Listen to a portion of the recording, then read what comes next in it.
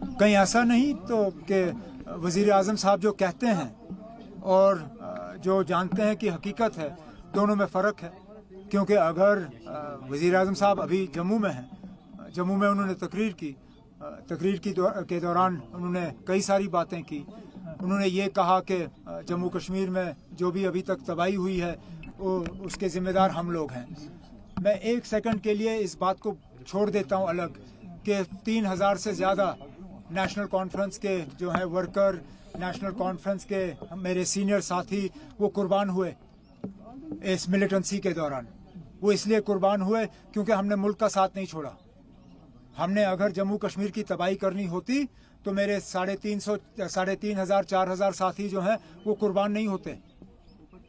मेरे इतने सारे साथी इसलिए कुर्बान हुए क्योंकि हमने मुल्क का साथ नहीं छोड़ा। लेकिन चलिए उस चीज़ को एक मिनट के लिए भूल जाते हैं हम।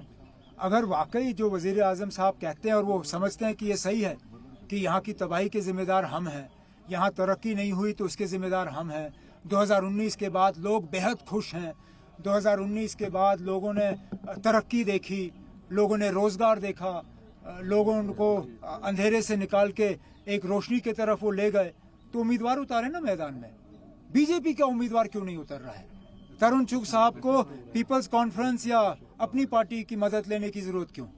वो पीछे से क्यों रस्सी लगाम पकड़े हुए हैं? मैदान में उतारे अपने तीनों उम्मीदवार। हम भी देखें कि वज़ीर आज़म साहब की तकरीर में कितना दम है और क्या वाकई ज़मीनी सतह पे उसका कोई नामो निशान है या नहीं है। सर, आर्टिकल की मंसूखी के बाद पीएचडी वजूद में आया था, जो स्टेटहुड की बात कर रहा था, इलेक्शंस की बात कर रहा था, लेकिन जब इलेक्शंस हो रहे हैं तो पीएचडी ठंडी पीएचडी कभी इलेक्शन के लिए नहीं बनी थी।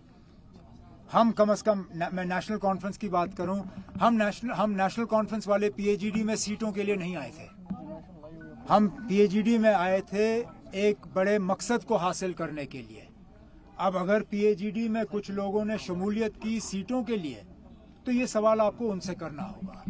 हम सीटों के लिए नहीं आए थे। हमने सीटों का जो है हमने पीएचडी को सीटों के मतलब बंटवारे का जो है एक जरिया नहीं बनाया। जहां तक पार्लियामेंट के इलेक्शन की बात अगर हम करें, देखना आपको डीडीसी के इलेक्शन याद हैं, मुझे तो अच्छी तरह से याद है। हमने डीडीसी के इलेक्शन में एक फार्मूला इख्तियार किया। फार्मूला के तहत हमने ये तय किया कि 2014 के जो असेंबली के नतीजे हैं उन नताइज के बुनियाद पे हम डीडीसी के मैंडेट बांटेंगे, जहां पे पीडीपी। तो बड़ी खबर इस वक्त आपको बता दें कि लोकसभा इलेक्शन पर बोले हैं उमर अब्दुल्ला। यहां पर मेरा मुकाबला किसी से नहीं है, ये कहा उमर अब्दुल्ला ने। बीजेपी अपना उम्मीदवार क्यों नहीं उतारती?